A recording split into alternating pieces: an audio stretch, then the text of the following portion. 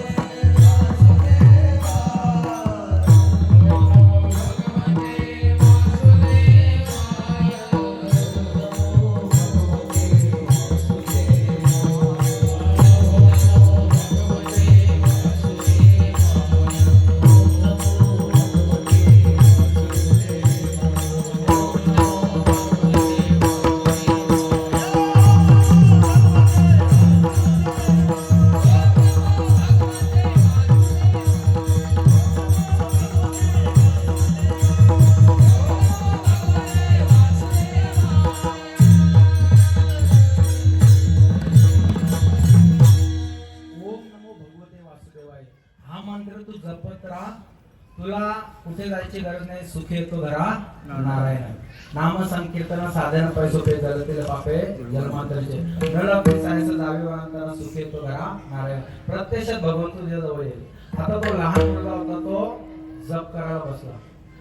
जप करायला बसला तर सकाळी फल फ्रुट्स वगैरे जे काय भेटतील वनामध्ये ते खायचा, दुपारी खायचा, संध्याकाळी खायचा, असं त्याचा दिनक्रम सुरू झाला. त्याने असं विचार केला की एकादशी करा, दुप्पट चरा, असं करून काही देव भेटणार नाही. मग त्याने काय सुरुवात केली, एक दिवसातून एकदाच फक्त दुपारी तो फल वगैरे खायचा. पुन्हा त्याने असा विचार केला की एक दिवस खाऊन, असं रोजच खाऊन सुद्धा देव भेटणार नाही. मग त्याने साधना कठीण करायला सुरुवात केली.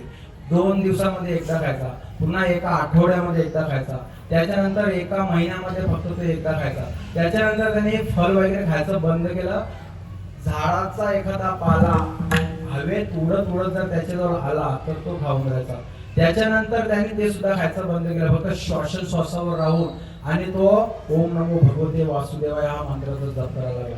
आता त्याचा जप बघून इंद्रदेवाला असं वाटलं की याच्यावर जर भगवंत प्रसन्न झाले तर याने म्हटलं तर इंद्र पद सुद्धा भगवंत त्याला देऊ शकतात. म्हणून इंद्राने काय केला, वरून, अग्नी आणि वारा या तिघांना आज्ञा केली की या मुलाचा तप भंग करून टाका. हे तिन्ही आले. आता अग्नीने काय केलं, सगळं जंगल जाळायला सुरुवात केली.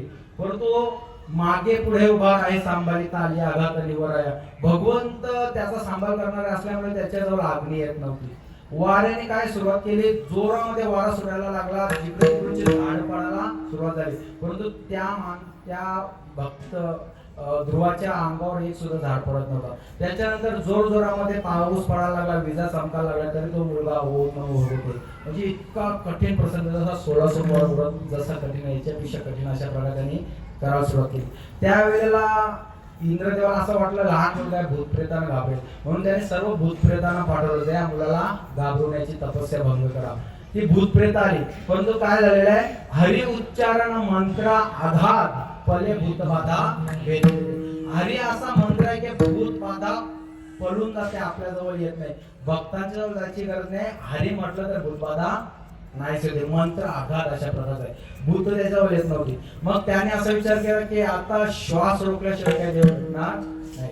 श्वास त्याने बंद केला. श्वास बंद केल्यानंतर भगवंत प्रत्यक्ष त्याच्या समोर प्रगट झाले आणि त्याला म्हटलं तुला काय पाहिजे ते माग. माऊलीने सुंदर ओळी टाकलेले, तो वना आला याची लागी बैसवा पित्याच्या उत्संगी की चंद्र सूर्या परिस जगी श्लाघू केला. तो वनामध्ये कशाने आला होता, वडिलांच्या मांडीवर बसायला भेटला नाही म्हणून आला होता. तो भगवंताने त्याला चंद्र सूर्याच्या पलीकडची लागली. विठ्ठल विठ्ठल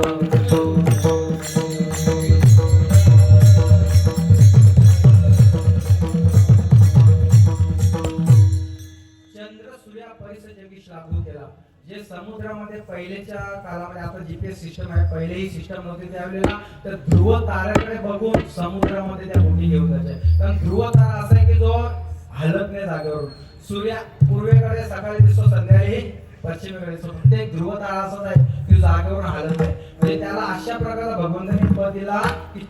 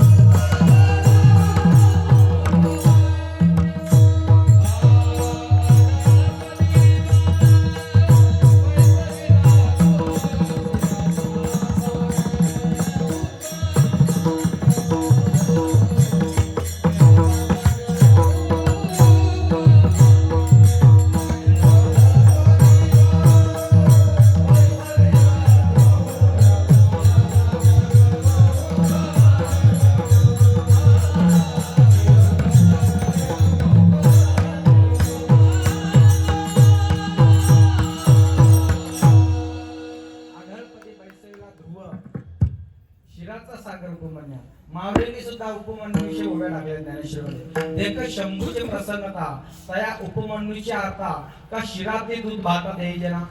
मावळीने उपमन्यूचं उदाहरण दिलं. तो उपमन्यू बाल अतिशय गरीब स्थिती होती. एका ध्रुवपाद नावाच्या एक ऋषीचा मुलगा होता तो. आणि त्याला त्याची आई काय करायची, एक वाटीभर पाण्यामध्ये थोडासा पीठ टाकून आणि त्याला मिसळून त्याला द्यायचे आणि म्हणायचे हा दूध घे पी. तो रोजच्या रोज तो दूध समजूनच पियायचा. एक दिवशी मित्रांच्या संगतीमध्ये म्हणा काही ठिकाणी असं दिलेलं की मामाच्या तो घरी गेले असं म्हणजे त्याला हे खरोखरचं दूध प्यायला भेटला. आता दूध कसं आहे माऊलींची ओवी ज्ञानेश्वरीमध्ये. पाहे पात दूध पवित्र आणि गोड पासी त्वचेच्या पदरा आड त्या विरून गोचिड काय अशुद्ध न सेविती. म्हणजे दूध पवित्र आणि गोड आहे पण तो गोचिड काय पितो, रक्त पितो, दूध पित नाही. विठ्ठल विठ्ठल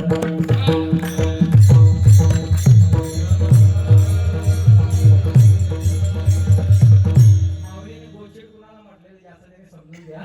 म्हणजे दूध पवित्र आणि गोड आहे परंतु गोचिड काय पितो, रक्त पितो.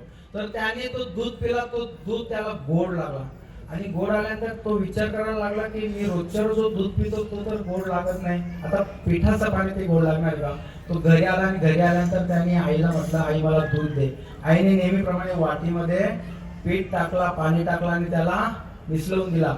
त्याने पिल्यानंतर आईला म्हटलं आई हा दूध नाही आहे, मला तू खरं दूध देत नाही. आईने म्हटलं आपली घरची परिस्थिती अशी खराब आहे, इतकी हलाखीची आहे की मी तुला खरोखरच दूध देऊ शकत नाही. आणि आईने तिथे ते मान्य केलं.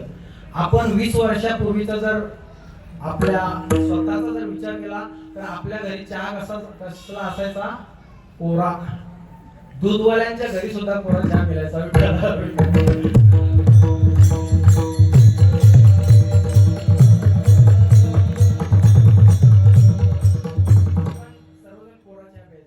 दूधवाल्यांच्या घरी गेलो तरी कोरा चहा मिळायचा. तर परिस्थिती त्यावेळीची कठीण होती.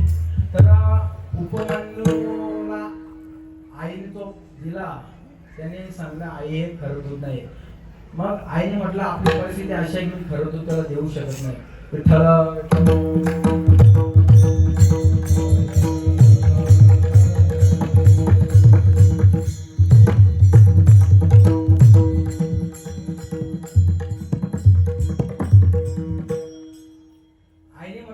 खरं दूध देऊ शकत नाही. मग आईला त्याने विचारलं मला खरं दूध कोण दे.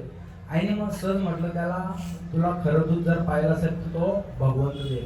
आणि मग तो भगवंताच्या शोधामध्ये दुधासाठी निघाला. कशासाठी निघाला, एक वाटेभर दूध मिळावं म्हणून तो निघाला. त्याने शिवलिंग बघितलं आणि तिथे पंचाक्षरी मंत्राचा त्याने जप सुरू केला. नमः शिवाय, नमः 2 आणि शिवाय 3, 5 अक्षराचा मंत्र त्याने जपायला सुरुवात केली. असं त्यांनी जपायला सुरुवात केली. इतकी कठीण साधना त्यांनी केली की भगवान शंकरापर्यंत त्याचे हात ऐकू गेले. आणि भगवान शंकरांनी काय केलं तर स्वतः इंद्रदेवाचं रूप धारण केलं आणि नंदीला ऐरावत बनवलं. आणि भगवान शंकर त्याच्या जवळ समोर प्रकट झाले इंद्रदेवाच्या रूपामध्ये आणि म्हटलं हे बाला उठ, तुझ्यावर मी प्रसन्न झालेलो, तुला काय पाहिजे ते माग. त्याने म्हटलं तुम्ही कोण, म्हटलं मी देवांचा राजा इंद्र आहे. भगवान शंकर होते पण सांगायला लागले मी देवांचा राजा इंद्र आहे. त्यावेळेला उपमन्यूने सांगितलं मला तुम्हाला माझा कोटी प्रणाम आहे परंतु मला तुमच्याकडून काही मागायचं नाही. मी भगवान भोलेनाथाची साधना करत आहे, मी भोलेनाथाकडून काय मागायसाठी मागेन. त्याने म्हटलं भोलेनाथाकडे आहे काय. तो अंगाला भस्म लावतो, त्याच्या अंगामध्ये मनुष्य मुंडांची माला आहे, गजचर्म व्याघ्रांवर त्यांनी परिधान केलेले आहे, कानामध्ये साप आहेत आणि राहतो कुठे माहिती का, स्मशान भूमीमध्ये राहतो. त्या भोलेनाथाकडे काय. ह्या मुलाने ती भोलेनाथाची निंदा ऐकली आणि म्हटलं की ज्या कानाने ही निंदा ऐकलेली आहे ह्या शरीराला सुद्धा मी ठेवणार नाही आणि ज्याने निंदा केली त्याला सुद्धा मी ठेवणार नाही. त्यांनी भस्म उचललं आणि त्या भस्मावर शिवमंत्र जपून आणि तो शिवमंत्र इंद्रदेवाच्या दिशेने फेकला. आता तो इंद्रदेव प्रत्यक्षात भगवान शंकर असल्यामुळे वाचले. त्यांनी त्या अस्त्राचं निवारण केलं आणि त्या उपमन्यूला सुद्धा जळू दिलं नाही. योगाग्नी जो स्वतः जळत होता त्याला सुद्धा जळू दिलं नाही. प्रत्यक्षात भगवान शंकर आणि पार्वती माता दोघांनी रूप धारण करून आणि त्याला दर्शन दिलं. त्याला म्हटलं तुला काय पाहिजे ते माग. त्याने म्हटलं की मी एक वाटीभर दुधासाठी आलो होतो, परंतु तुमचं दर्शन झालं तर मला काही नको. विठ्ठल विठ्ठल.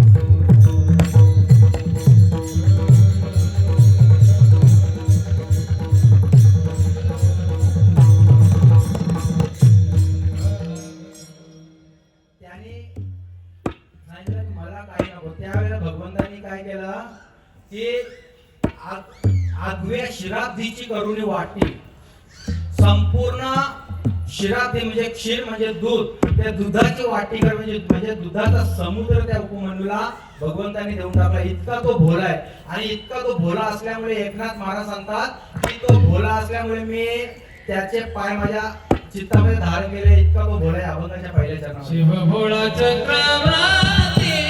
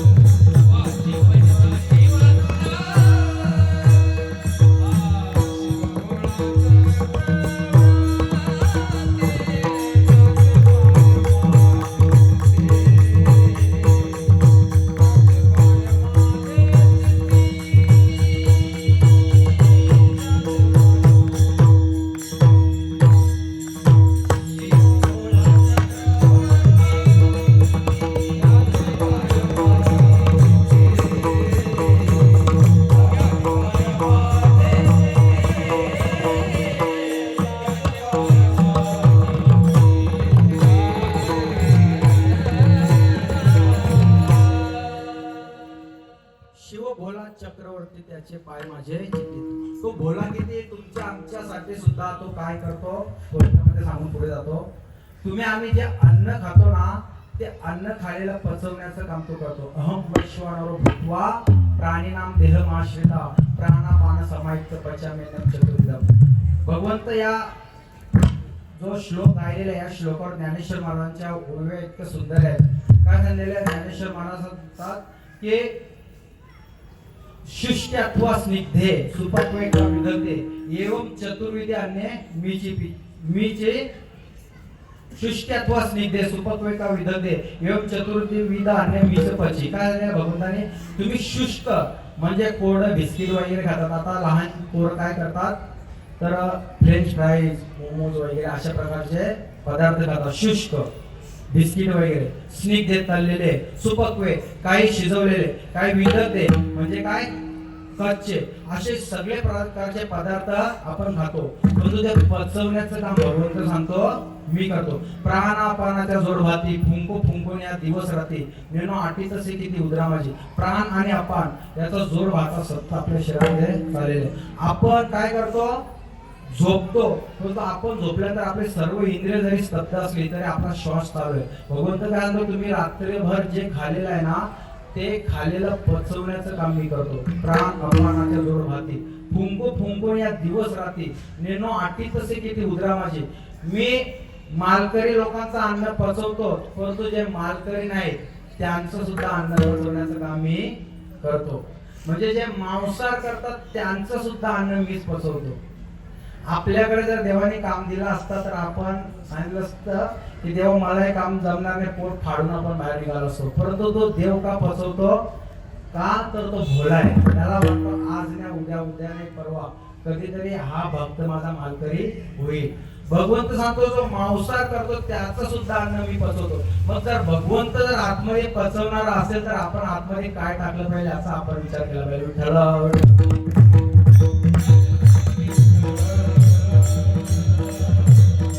आपण अन्न खातो रात्री, आता जेवायला सर्व लोक बसले आपण खातो, तो पचवण्याचं काम भगवंत करतो. तो इतका भोला आहे. त्याचे पाय माझे चित्ती, त्याचे पाय मी माझ्या चित्तामध्ये धारण केले. आता चित्त अंतकरण चतुष्टयामध्ये मन बुद्धी चित्त अहंकार यांना काय म्हटलेलं आहे त्यामध्ये चित्त आणि मन हे चंचल आहेत. आता या चंचल चित्तामध्ये चंचल मनामध्ये एकनाथ महाराज म्हणतात मी भगवंताचे पाय धारण केलेले आहेत. हे कसं काय शक्य आहे का? ज्या वेळेला भगवंताने अर्जुनाला योग 6व्या अध्यायामध्ये शिकवायला सुरुवात केली होती, त्या योग शिकवत असताना अर्जुनाला भगवंताने सांगितलं की योग कुठे करायचा, कसं करायचा, कुठल्या प्रकारचा आसन धारण करायचा, तिथला परिसर कसा असला पाहिजे, हे सर्व भगवंताने त्याला सांगायला सुरुवात केली. अर्जुनाने सर्व काय ऐकल्यानंतर भगवंताने त्याला सांगितलं की योग करत असताना मनाची एकाग्रता झाली पाहिजे. मनाच्या एकाग्रतेने तू साधना करायला बस आणि अशा प्रकारचा योग कर. अर्जुनाने सांगितलं देवा तो साधन मी शोधेन, तो जागा ते मी शोधेन, मृगचर्म सर्व काही शोधेन, परंतु तुम्ही सांगता मनाची एकाग्रता करा, हे कसं काय शक्य आहे? हे मन कैसे केवढे पाहो म्हणो तरी न सापडे, एरवी रहाटाव्या थोडे त्रैलोकी या. विठ्ठल विठ्ठल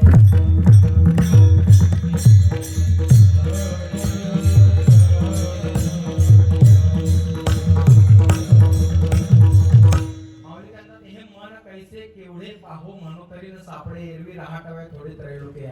हे मन कसं आहे, केवढे आहे याचा शोध अजून कोणाला लागलेला नाही. एखाद्या मनुष्याचं जर पोट दुखायला लागला ना तर त्याने सोनोग्राफी काढली तर त्या सोनोग्राफी मध्ये आतड्याचा एकूण एक रेकॉर्ड भेटतो. आतड्याला कुठे सूज आहे, 1 mm चा जर स्टोन जरी असला तरी त्या सोनोग्राफी मध्ये सापडतो. एखाद्याचा जर हार्ट क्रॅक झाला तर एक्सरे मध्ये तो हार्ट किती क्रॅक झालेला आहे, त्याला सूज आलेला आहे, हे सुद्धा एक्सरे मध्ये सापडतं. डोकं दुखायला लागलं तर सीटी स्कॅन काढला तर सीटी स्कॅन मध्ये मेंदूला कुठे इजा झालेली आहे, एखादी नस कुठे दबलेली आहे त्याच्यामध्ये रेकॉर्ड भेटतो. एखादा मनुष्याचं जर छाती दुखायला लागली तर एंजिओग्राफी काढली तर एंजिओग्राफी मध्ये छातीमध्ये कुठे ब्लॉकेज आहे दिसतो. एखाद्याने MRI काढला तर संपूर्ण शरीराचे एकूण एक नसेचा रेकॉर्ड भेटतो. तो त्या सर्व मशिनरीना मन शोधता आला नाही. माऊली ते हे मन कैसे केवढे पाहो म्हणो तरी न सापडे, एरवी रहाटाव्या थोडे त्रैलोकी या. या मनाला राहायला त्रैलोकी कमी पडतो. एखादा जर मनुष्य स्वित्झर्लंड, नेदरलँड, इंग्लंड वगैरे इकडे फिरायला जातात. आमच्या वहिनी दीपा वहिनी आलेल्या आहेत, त्या आउट ऑफ कंट्रीला फिरायला जातात. क्षणार्धामध्ये इंग्लंडला जाऊन येतील. याला फिरायला त्रैलोक्य कमी पडतं. हे ऐसे कैसे घडेल जे मरकड समाधी येईल का राहे म्हणतल्या राहील महावतू. हे देवा तुम्ही सांगता मनाला एकाग्र करा, हे कसं काय शक्य आहे? माकडाला सांगितलं की 2 तास कीर्तन चालू आहे, त्या कीर्तनामध्ये येऊन बस आणि समाधी धारण कर, तर तो माकड 1 मिनिट सुद्धा थांबणार नाही, तर 2 तास पुढे थांबणार आहे. या ऐसे कैसे घडेल जे मरकड समाधी येईल का राहे म्हणतल्या राहील महावतू. जोरात जर वारा आला त्या वाऱ्याला सांगितलं की मार्च, एप्रिल, मे, जून या 4 महिन्यात टोरंटोचा खूप बिल येतो, तो आमच्या गावामध्ये थांब, तर तो थांबेल का? हे जे विवेकाते भुलवी संतोषाशी चाल लावी, बैसीचे तर हिंडवी दाही दिशा. जो विवेकाला भुलवतो, एखादा मनुष्य 4-4, 5-5 वर्ष मांसाहार करत नाही. बैठकीमध्ये जाणारे सुद्धा काही मी बघितलेले आहेत की 4-4, 5-5 वर्ष ते मांस मटण मच्छी खात नाही, परंतु ह्यो मन त्याला 5 वर्षानंतर सुद्धा खायला लावतो. जे विवेकाते भुलवी संतोषाशी चाल लावी, बैसीचे तर हिंडवी दाही दिशा. हे ऐसे कैसे घडेल जे मरकट समाधी येईल का राहे म्हणतल्या राहील महावतू. अशा प्रकारे चंचल मनाचा ज्ञानेश्वर महाराजांनी ज्या वेळेला सांगायला सुरुवात केली तर या चंचल मनामध्ये भगवंताचे पाय जर स्थिर करायचे आपल्या हृदयामध्ये तर कसं काय करायचं, काय कारण आहे? तर त्याला उपाय ज्ञानेश्वर महाराजांनी सांगितलेल्या हे या मनाची एक निके जे देखील गोडियाच्या ठाई सोके म्हणून अनुभव सुखाचे कौतुक आहे. काय सांगितलेल्या या मनाची एक गोष्ट चांगली आहे, काय की याला आपण जो सवय लावली त्या सवयीची तो मन आपल्याला आठवण करून देत असतो. उदाहरणार्थ एखाद्याला 1 तासामध्ये जर तंबाखू खायची सवय असेल तर त्याला कोणी सांगत नाही एकटा त्याला तंबाखू खा, तो बरोबर तंबाखू आणि चुना काढतो आणि खायला सुरुवात करतो. एखाद्या मनुष्याला जर सकाळी 4 किंवा 5 वाजता झोपेतून उठायची सवय असेल तर त्याला मोबाईल मध्ये बेल लावायची गरज नाही, तो मन आपोआप त्याला जागा करतो. त्याप्रमाणे या मनाची एक चांगली सवय, या मनाला काय करायचं आहे तर त्या भगवंताच्या चरणाकडे न्यायचं आहे आणि त्याचे चरण आपल्या हृदयामध्ये साठवण्याचा अभ्यास करायचा आहे. माऊली सांगते अभ्यासाचे ने बले एक गती अंतराळे व्याघ्र सर्प प्रांजले केले की. अभ्यास जर केला तर 250 लोकांना घेऊन विमान आकाशामध्ये उडतो. अभ्यासाच्या बलाने चंद्रयानामध्ये 3 वेळा प्रयत्न केला परंतु सक्सेस झाला, म्हणजे चंद्रावर आपण पोहोचू शकतो. त्याप्रमाणे अभ्यासाने त्या भगवंताचे पाय आपल्या हृदयामध्ये साठवायचे. विठ्ठल